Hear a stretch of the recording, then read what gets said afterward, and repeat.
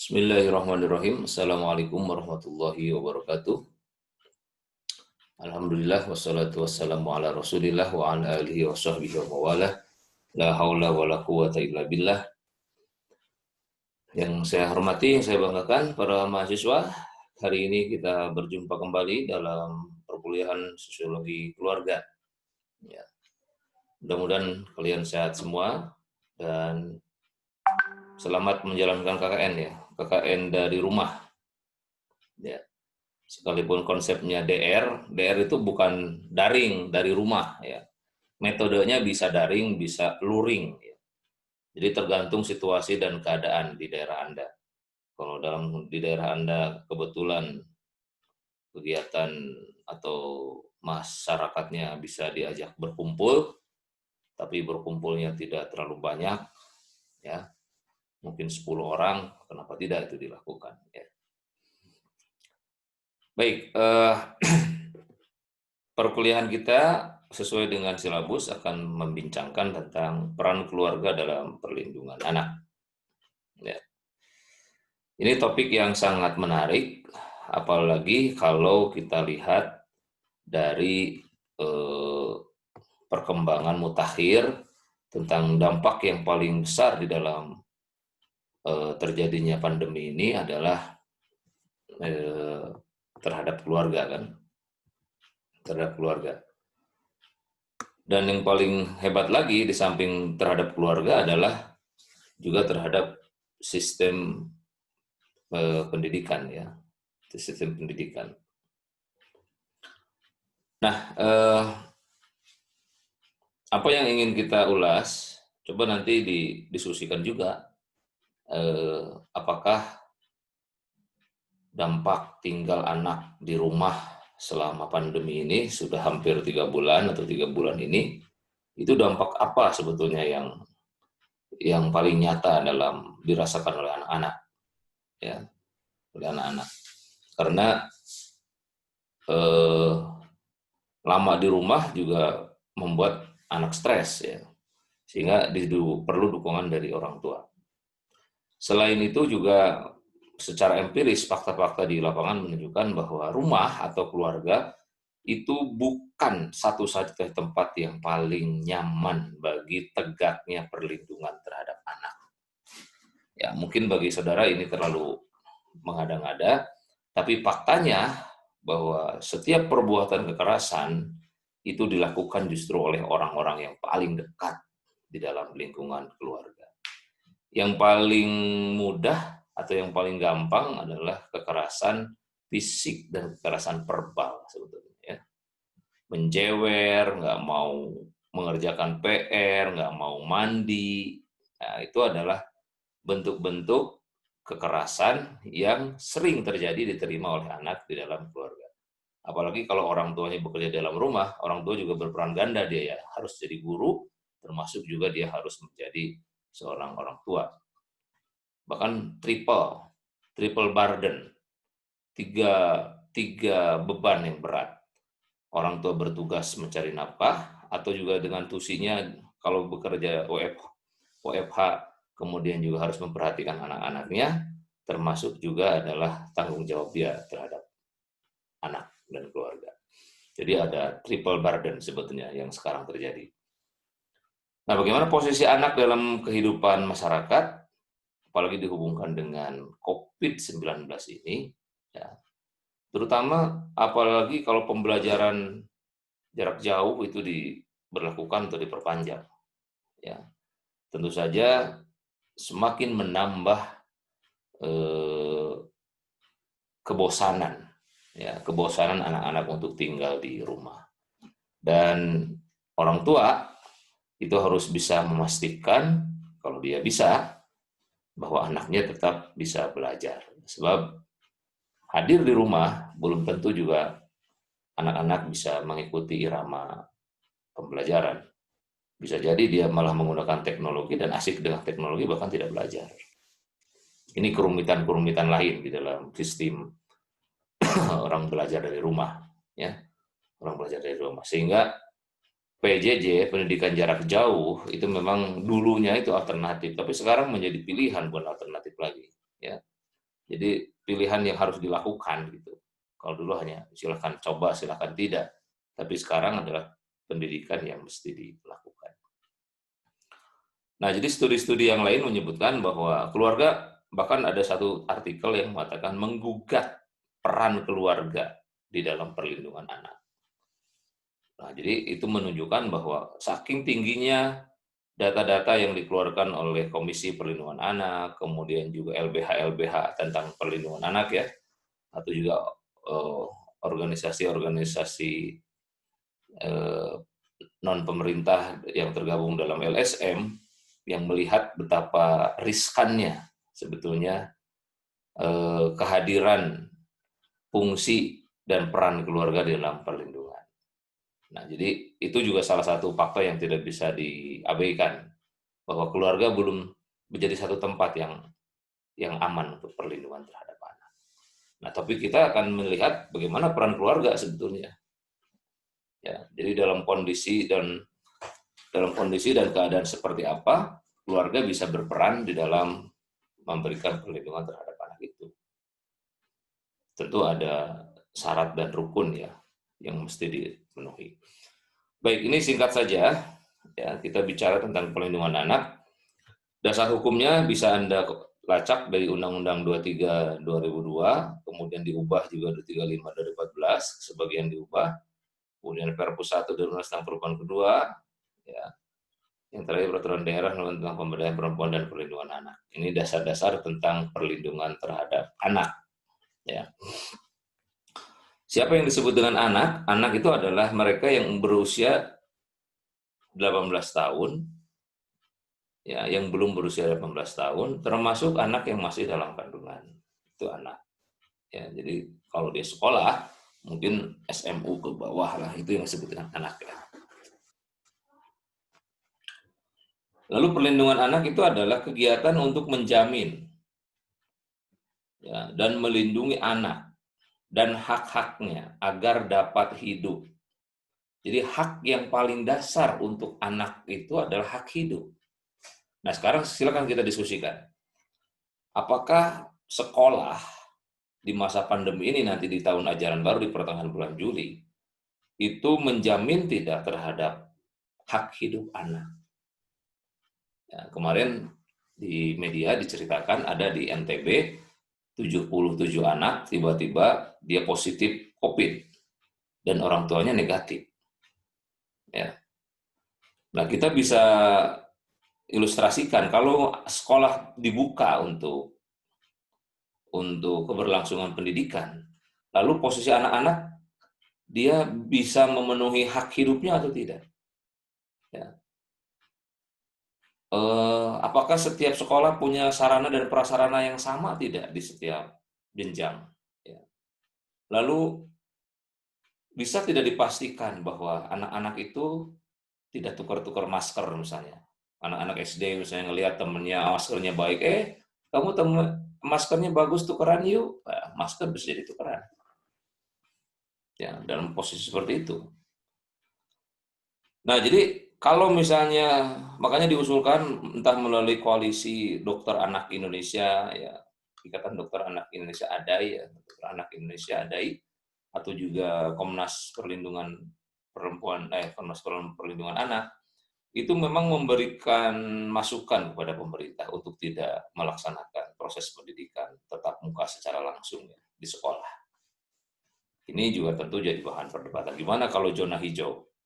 Ya, zona hijau gurunya datang dari zona merah, lalu dia ke sekolah. Ini juga dilema. Silakan kalau mau mendiskusikan itu juga bagian topik yang menarik dari perlindungan anak ya. Nah, bukan hanya peran ya di satu sisi keluarga berperan ya.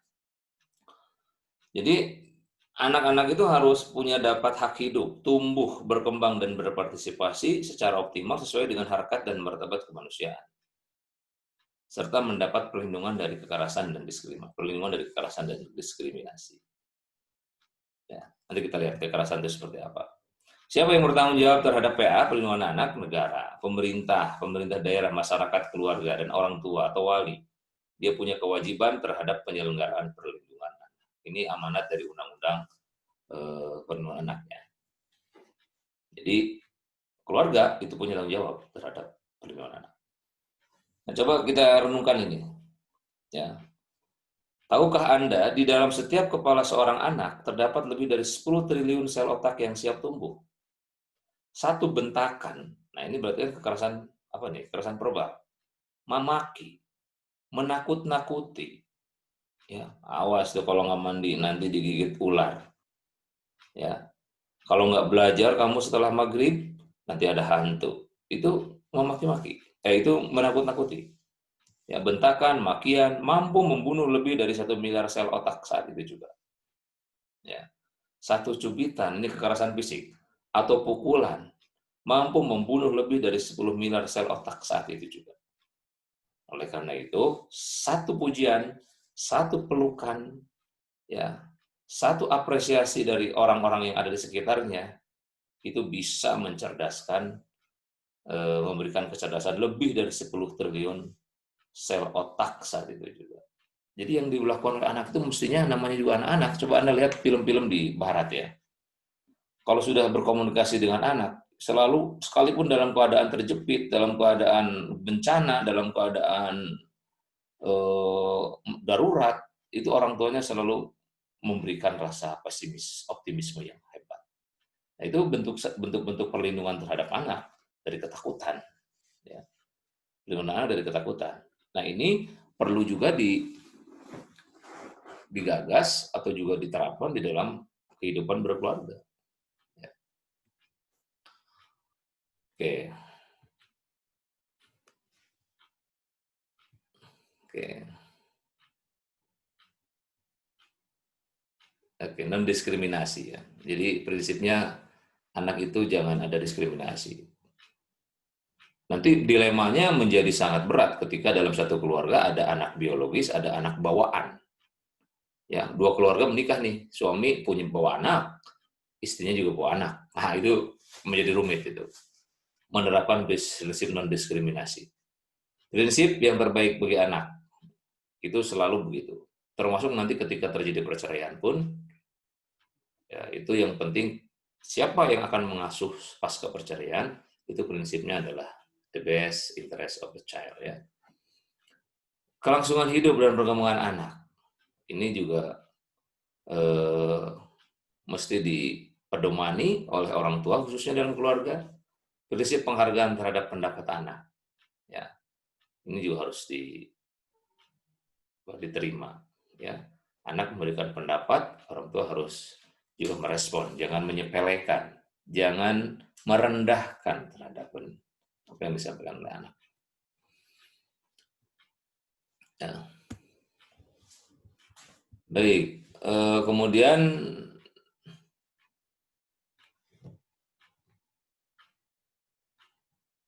kita lanjut ke slide yang lain. Tujuannya, perlindungan anak ini untuk menjamin terpenuhinya hak anak. Tolong dicatat hak anak itu. Satu, hak hidup, hak tumbuh, berkembang, berpartisipasi.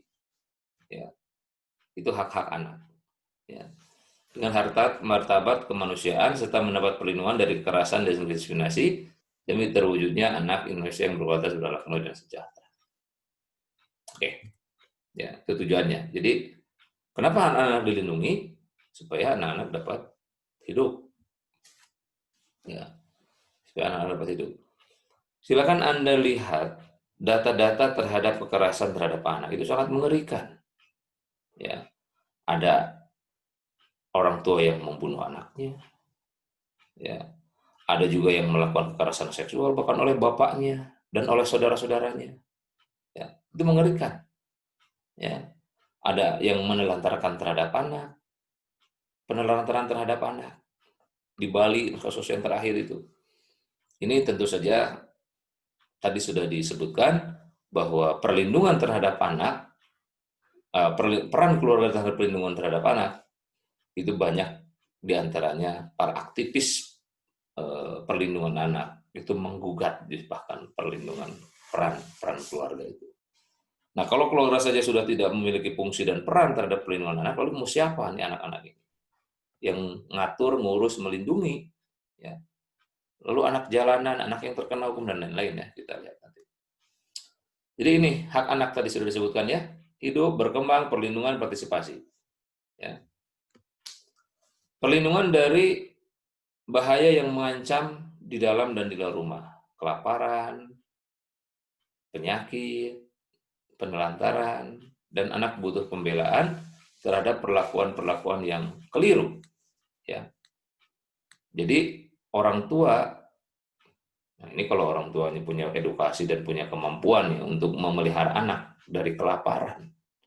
Tapi kalau tidak di negara-negara yang sumber-sumber daya alamnya terbatas, ya itu kelaparan menjadi eh, apa namanya keadaan yang bisa ditemukan dengan mudah.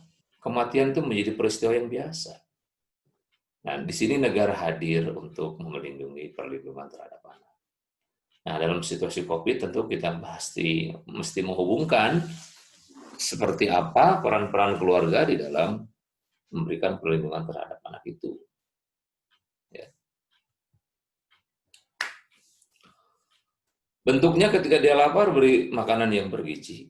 Oleh karena itu, Anda sebagai calon ibu dan calon bapak, Anda mesti warning. Ya, kalau punya anak, mesti bertanggung jawab. Kalau nggak mau bertanggung jawab, jangan punya anak. Ya, jangan punya anak. Ya, oleh karena itu, rencanakan. Ya, rencanakan, kemudian kapan punya anak, berapa jumlah anaknya, dan seterusnya. Itu tentu bagian dari perencanaan dalam keluarga. Ketika dihaus, beri minum yang sehat. Ketika sedih, hibur, ajak bicara dari hati ke hati.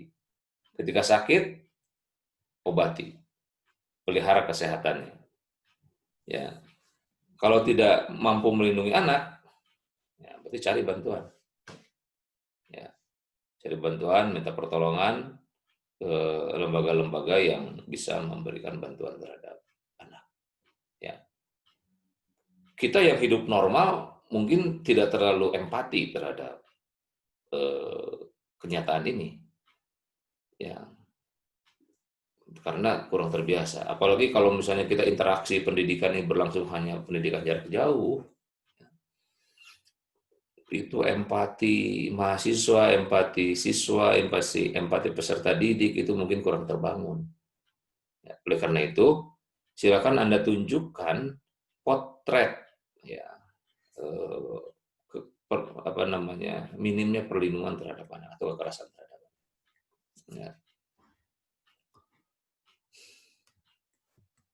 Nah, di sini eh, jadi mesti adakan perlindungan terhadap anak ya, entah dilakukan oleh anggota keluarga termasuk juga oleh orang tua. Ya. Oke, jadi hak tumbuh kembang itu dilakukan dengan memperoleh pendidikan. Ya. Tadi hak untuk hidup berarti dia terhindar dari kelaparan, dari penyakit ya. Nah, ini dia harus berkembang jasmani dan rohaninya, intelektual dan mentalnya untuk menerima pendidikan sebagai salah satu hak anak. Ya, hak anak. Ya, termasuk yang ketiga adalah perlindungan dari bentuk diskriminasi. Ya. Perlakuan salah dan penelantaran, dan perlindungan bagi anak yang tidak punya orang tua dan anak dalam pengungsian. Kemarin ada salah satu yayasan ya, Yayasan Panti Asuhan Ade Irma Suryani di Sumatera Utara, Sumatera Utara. Itu dia mengadopsi, memelihara anak-anak yang nggak jelas orang tuanya. Coba bayangkan, itu ada satu lembaga, ya, karena tadi menurut undang-undang siapa yang memberikan perlindungan terhadap anak itu boleh masyarakat. Nah ini fungsi masyarakat di situ. Jadi masyarakat dalam organisasi itu dia bahu membahu mengajak anaknya, ada sekitar 70 anak lah di situ. Ya, sehari untuk keperluan operasional makan dan sebagainya itu 1 juta. Ya. Jadi bayangkan di situ anak-anak hidup di sebuah yayasan yang mereka nggak kenal siapa orang tuanya, siapa saudaranya. Ya. Nah ini fungsi dan peran masyarakat di situ di dalam perlindungan terhadap anak. Ya. Oke, hak berpartisipasi jadi mencakup hak anak untuk menyatakan pandangan-pandangan, ya, Jadi berikan kesempatan dan peluang kepada anak untuk melakukan kegiatan sesuai minat. Ya, olahraga bebas lah dia berekspresi ya. Nah, ini salah satu contohnya ya. Ini dalam situasi khusus juga perlu ada perlindungan. Situasi darurat seperti pengungsian, entah akibat dari konflik ya, atau juga bencana alam. Nah, itu kan mengungsi itu. Lalu anak-anak ada di mana? Itu di situ. Itu juga harus ada perlindungan khusus. Dalam situasi konflik bersenjata sama. Ya, berkonflik dengan hukum, ya misalnya anak melakukan kejahatan, ya itu juga harus ada perlindungan yang khusus. Ya. Eksploitasi ekonomi, anak dipekerjakan, suruh menjadi pengamen di jalanan, ya, menyalahgunakan nafkah. Nah ini adalah keadaan-keadaan yang perlu ada perlindungan khusus bagi anak ketika mereka terjebak atau dalam keadaan-keadaan seperti tadi. Ya. Oke, ini ada contoh-contohnya ya. Eh, Mencari nafkah tanpa sekolah karena dia harus bekerja. Ini pekerja anak ini. Ya, ya seperti ini. Ya, Anda sebagai mahasiswa belum dipekerjakan ini. Jadi bersyukurlah terhindar dari perbuatan mempekerjakan anak. Jadi topik kita hari ini sebetulnya ingin menunjukkan atau ingin membangun empati betapa pentingnya ya keluarga itu memberikan perlindungan terhadap anak atau kepada Anda sebagai calon-calon kepala rumah tangga dan ibu rumah tangga itu menjadi penting muatan-muatan seperti ini supaya menimbulkan empati. Ya. Ini juga sama anak jalanan ya berkonflik dengan hukum. Ya, nanti ada lembaga lapas anak ya khusus anak-anak jadi tidak disatukan dengan lapas korupsi atau juga lapas pidana umum ya. Ya, ini eksploitasi seksual komersial anak. Oke, nah, ini salah satu contoh ya. Belum lagi ada perdagangan terhadap anak ya, terhadap anak. Ini pasal ini memberikan peran masyarakat di dalam melaksanakan perlindungan anak ya. Jadi yang punya hak itu adalah anak ya. Sementara di luar anak punya kewajiban. Siapa? Pemerintah tadi ya. Keluarga itu punya kewajiban untuk mengimplementasikan pemenuhan terhadap hak-hak anak. Ya. Jadi studi-studi Anda tentang atau skripsi yang mau Anda tulis, coba lebih banyak bagaimana pemenuhan hak-hak anak. Ya. Dalam ya cari tipe-tipe keluarganya, entah itu keluarga miskin, kota, ya itu bisa dilihat bagaimana mereka memenuhi hak-hak anak. Apa dalam masa COVID seperti ini, bagaimana hak-hak anak bisa dijamin hak hidupnya, hak aksesnya terhadap hak partisipasinya ya, hak tumbuh kembang dalam hal pendidikan, khususnya itu mesti juga dikaji ulang, dikaji ya. Kewajiban dan tanggung jawab keluarga orang tua, nah ini. Jadi bagaimana peran dan tanggung jawab keluarga terhadap perlindungan anak ini, mengasuh, memelihara, mendidik, melindungi. Ya, menumbuh kembangkan anak, mencegah perkawinan pada usia anak. Ini ada 3. Ya. Nah, kalau orang tua tidak ada, ya, sehingga tidak dapat melaksanakan kewajiban, maka kewajibannya itu beralih kepada keluarga ya, yang dilaksanakan sesuai dengan perundang-undangan yang berlaku. Dalam hal ini adalah bisa jadi keluarga dekat atau juga keluarga lain yang mau memenuhi kewajiban itu. Jadi jangan salah ini.